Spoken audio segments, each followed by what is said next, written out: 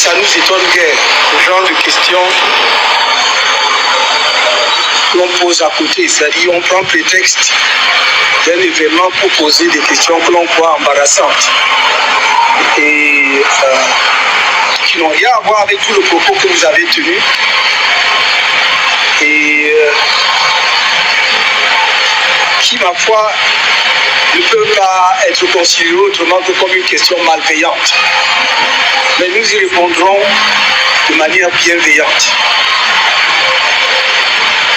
Parce que je ne peux pas comprendre où, à quel moment, dans l'exposé de près de 2 heures que j'ai fait, en français et en anglais, j'ai pu laisser entendre que la seule condition pour qu'il y ait la paix en 2025, c'est la victoire du MRC. Il faut être super intelligent, mais vous l'êtes. J'admire ça. Mais c'est malveillant. Oui, mais je ne suis pas obligé de répondre à... Et c'est ça le problème, monsieur. Si vous venez éclairer les Camerounais ou faire preuve de malveillance, c'est 2 choses différentes. Alors, donc, oui, non, mais vous haussez les épaules, je peux les hausser aussi. C'est pas ça le sujet. Un journaliste n'est pas privé, comment dirais-je, du sens de responsabilité. On présume que lorsque vous venez, c'est soit parce qu'il y a un point de clarification que vous voulez obtenir, parce que l'exposé a pu laisser pas, soit parce que vous voulez davantage éclairer l'opinion. Mais venir avec ce genre de questions, c'est dérisoire. Mais je dis à aucun moment, je suis en train de dire une chose simple.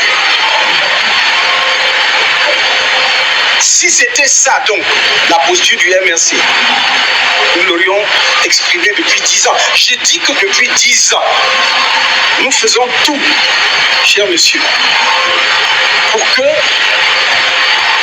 la paix demeure au Cameroun. Depuis 10 ans, nous interpellons le gouvernement pour qu'il respecte les lois de la République. Et nous aurions voulu de temps en temps bénéficier davantage, plutôt que de questions malveillantes, du soutien de la presse pour dire mais qu'est-ce que c'est que même ce pays où un parti qui est majoritaire à l'Assemblée nationale et de façon constante sur 40 ans, donc se donne des lois que lui-même ne peut pas respecter. Car voilà le problème du Cameroun. C'est-à-dire que nous avons un parti politique, je ne vais pas remonter à 60 ans, qui est là. Donc, prenons depuis 35 ans pour prendre sa création à Bamenda en 1985. Prenons même à partir de là, qui a donc fait toutes les lois de la République, y compris la Constitution actuelle, mais qui ne la respecte pas. Voilà la problématique. Voilà le cœur de la problématique démocratique au Cameroun. Il ne s'agit pas d'afficher des institutions, de dire qu'on a fait le Sénat, de dire qu'on a fait telle autre institution. Mais pourquoi est-ce qu'on ne respecte pas les lois de la République? Les lois, en 1990, à la suite d'une lutte acharnée de l'opposition, que je salue, l'opposition de l'époque, pour la bataille qu'elle a menée pour avoir ce qu'on a appelé les lois des libertés. C'est dans un recueil, c'est tout un recueil. 1990, les lois sur les libertés publiques au Cameroun. Donc à la suite de cette bataille politique, ils ont obtenu ces lois-là. On avait supprimé l'autorisation pour les manifestations. Le régime était le régime de la déclaration. Et le législateur de l'époque va aussi loin que de dire, dès que vous déclarez, le sous-préfet vous donne immédiatement un récépissé. Immédiatement. On ne dit même pas, il vous dit d'aller pour revenir, on ne dit pas, il vous donne immédiatement. S'il ne peut pas, parce qu'il y aurait risque à l'ordre public, il vous indique et recherche avec vous en fait des solutions. Si vous voulez faire votre réunion au stade, mettons, Amadou Ahidjo, on dit que non, il risque d'y avoir, ça va gêner même la circulation. Mettez ça plutôt à Mendo. C'est ce qu'un sous-préfet doit faire. Vous vouliez faire ça mardi, non, faites ça plutôt le jeudi. C'est ce qu'un sous-préfet doit faire. Nous avons épuisé toutes ces possibilités, monsieur Issomba, pendant 10 ans. Vous venez me dire, quand je vous dis, je vous donne éléments factuels à l'appui. Des Camerounais qui disent que si un responsable du MRC gagne la présidentielle, il y aura automatiquement, c'est pas moi qui le dis, c'est entre guillemets coup d'État. Ça vous choque pas, c'est pas un problème, ça ne devrait pas. Mais c'est non, il n'y a que vous, sauf si vous êtes élu, il n'y a que votre victoire, il y aura la paix au prix de votre victoire. Je trouve que nous jouons avec notre propre pays. Parce que vous pouvez être employé de RFI, mais vous êtes Camerounais à la base. Même si vous êtes devenu français, vos origines sont ici. Ne jouons pas avec notre pays. Et moi, je ne joue pas avec le Cameroun. À mon âge et à mon parcours, on ne joue pas, M. Somba. On ne joue pas. On est sérieux dans ce qu'on fait. Non, votre question, je ne vais pas la formuler à votre place, mais j'aurais pensé que vous pouviez, même pour vos auditeurs du RFI, si jamais vous voulez les éclairer, poser d'autres types de questions. Mais je ne veux pas vous dire quelles questions j'aurais. C'est un peu comme si je souhaitais que vous me posiez telle question. Non, vous êtes libre. Mais cette question dit, la seule condition pour que la paix prévale dans notre pays en 2020, c'est votre propre victoire. Comment vous pouvez me poser une telle question? Qu'est-ce que j'ai dit qui pouvait suggérer une telle question?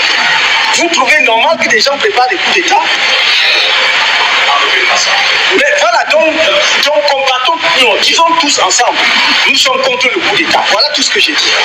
Que ce soit à l'issue de cela, que ce soit le MRC, le RDPC, tous les autres partis politiques qui gagnent, je n'ai pas de problème. J'ai dit, M. Somba, si vous ne m'avez pas entendu, je vous le redis aujourd'hui, je disais à l'époque, par rapport au président de la République actuelle, il y a un an ou deux ou trois, je crois que non, c'était déjà lors des élections de 2018.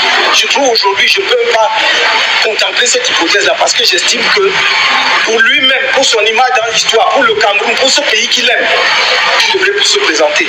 Et j'ai dit, qu'à cela ne tienne, même puisqu'il n'y a pas de limitation d'âge, il peut se présenter. Mais s'il se présentait dans des élections libres, transparentes, justes, et que les Camerounais lui donnent le mandat de continuer, je serais moi. J'ai pris l'engagement en 2018, je prends aujourd'hui, je serai le premier à l'appeler pour le féliciter. Vous voulez que je dise ça comment? J'ai dit cela, je le redis. Mais une fois que j'ai dit ça, je ne peux pas en même temps dire que je peux être indifférent à des signaux que l'on donne qui sont de mauvais signaux pour le Cameroun. Qui laissent penser que nous pouvons être complices des gens qui préparent des coups d'État au Cameroun. Coup d'État électoral, parce que ce n'est pas un coup d'État moins grave, moins violent, comme celui que le ELEC a fait, ou coup d'État militaire. Nous sommes à un moment critique de l'histoire de notre pays.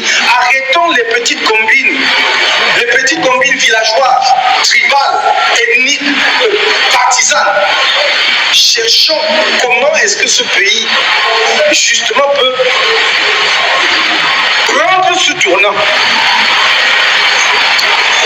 Beaucoup de gens sont des spectateurs inquiets par rapport à ce qui pourrait nous arriver. Je voudrais que nous leur enlevions cette inquiétude-là. Que par notre capacité à organiser une alternance démocratique au Cameroun, nous montrons que nous sommes une grande nation et un grand peuple. Si en disant cela, j'insinue que seule ma propre victoire peut être la condition de la paix en 2025, alors il faut que je renonce à la langue française. Ça veut dire que je ne la comprends pas et je m'exprime mal. Et il faut que j'apprenne, je ne sais pas dans quelle langue nous allons converser pour nous comprendre vraiment. Parce qu'il y a là un problème. Donc, je dis et je répète, la condition pour qu'il y ait la paix en 2025, c'est que tout le monde renonce au coup d'État. Je ne sais pas si je peux être là. C'est que oui, au coup d'État, c'est-à-dire les deux, au coup d'État électoral comme au coup d'État militaire, il faut renoncer à ça. Et il y aura la paix dans notre pays, full stop. J'espère avoir répondu, en tout cas j'ai essayé comme je peux de répondre à votre question. Maintenant, monsieur Dassi, le messager, qu'est-ce que ah oui, non, ne distrayons pas, le football c'est très important, mais ne distrayons pas le Camerounais avec il y a des responsables de ce secteur-là qui s'en occupent très bien. Pourquoi ne pas nous occuper des quantités de poissons qui entourent le nombre de poulets qu'on a pris ailleurs?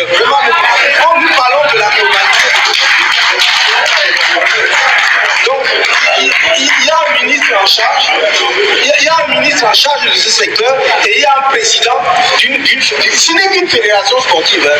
Parce qu'on fait comme si au Cameroun, c'est une fédération sportive parmi tant d'autres. Donc il y a la FECAFOOT, il y a la FECAHAN, il y a la FECABOX, il y a des tas de fédérations. C'est sans doute la plus importante, loin s'en faut, ça on ne conteste pas. Et ce n'est pas manquer du respect au football, ni au président de la fédération ou au bureau de la fédération que de dire c'est une fédération parmi tant d'autres. Mais ça ne doit pas polariser toute notre attention.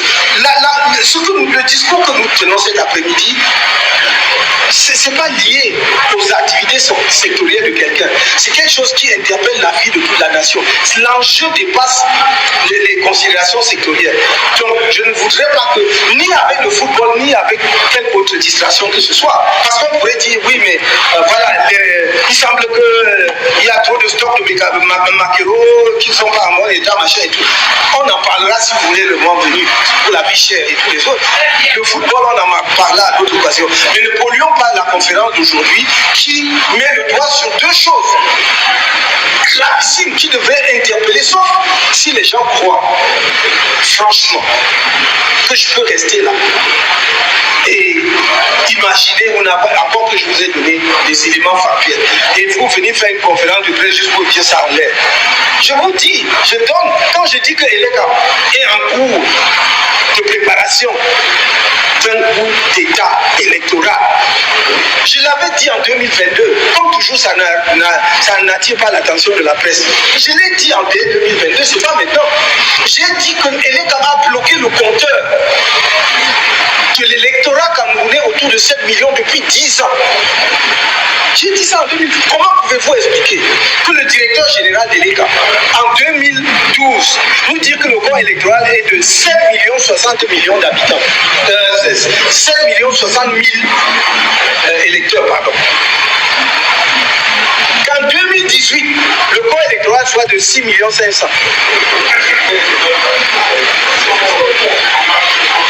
Et que premier trimestre, avec tout ce que nous voyons, 2024, on soit à 7 millions 100, je ne sais plus combien. Donc il y a un problème. Nous avons là au Cameroun, on nous prend pour être un peuple très intelligent. Nous le sommes sans doute. Mais je crois que notre intelligence et peut-être notre super intelligence est peut-être même notre plus grande faiblesse. Parce que nous sommes tellement intelligents que nous sommes en train de nous auto-détruire en permanence à cause d'une surintelligence. Donc de nous auto-détruire sans faire attention. Parce qu'on est toujours l'un est toujours plus intelligent que l'autre pour ne pas poser les vrais problèmes ou bien pour ne pas apporter de vraies réponses. Pour échapper aux problèmes ou pour ne pas régler. On veut me faire passer pour qui? Pour dire que la seule condition de la paix en 2025 serait votre propre victoire. On veut me prendre pour passer pour qui? Vous allez tenir ce discours-là jusqu'à m'accompagner à la tombe. Et quand vous m'aurez recouvert de la terre, rentrez chez vous, asseyez-vous et relisez tout ce que j'ai dit pendant mon séjour sur la terre. Vous ferez que c'était pour l'amour de ce pays. Voilà. Vous me dites quelle disposition pour le football. Donc voilà, permettez-moi de ne pas bifurquer là-dessus au moins pour aujourd'hui.